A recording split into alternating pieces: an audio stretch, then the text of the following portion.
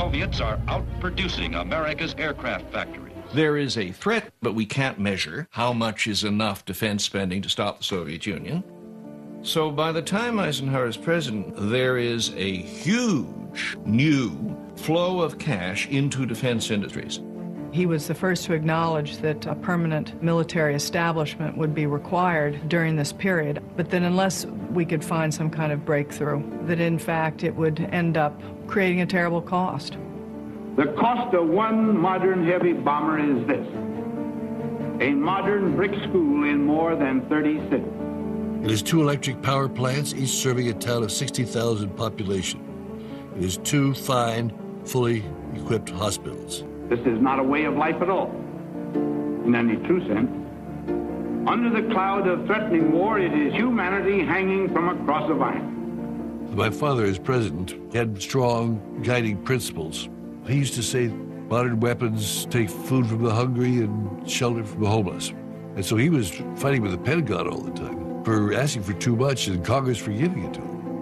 I don't believe we should pay 1 cent for defense more than we have to. Well, Eisenhower saw us starting to build program after program that was just out of control. And his own ability to shape national security policy was being hemmed in by these forces he couldn't control, and he was the president.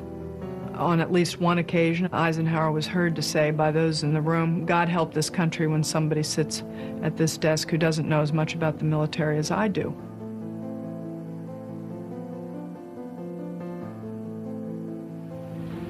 My fellow Americans, this evening I come to you with a message of leave-taking and farewell, and to share a few final thoughts with you, my countrymen.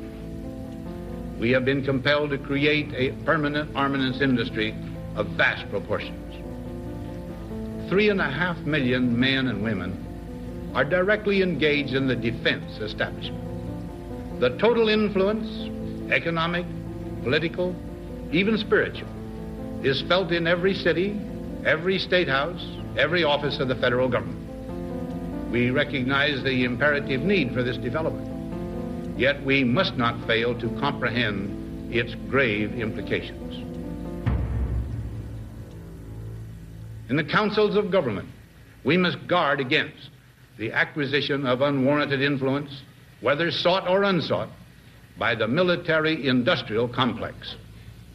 The potential for the disastrous rise of misplaced power exists and will persist. You have to realize this is one of the great presidents, great military leaders on his way out the door. At the end of his second term, he says, by the way, watch out for the military-industrial complex. People know that he invented the phrase military-industrial complex, but very rarely do you see the whole thing and realize how utterly strident his warning was.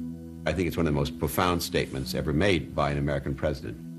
Just like George Washington gave his warnings about foreign entanglements and things like that, my dad was giving his warning against letting this military-industrial complex get out of hand.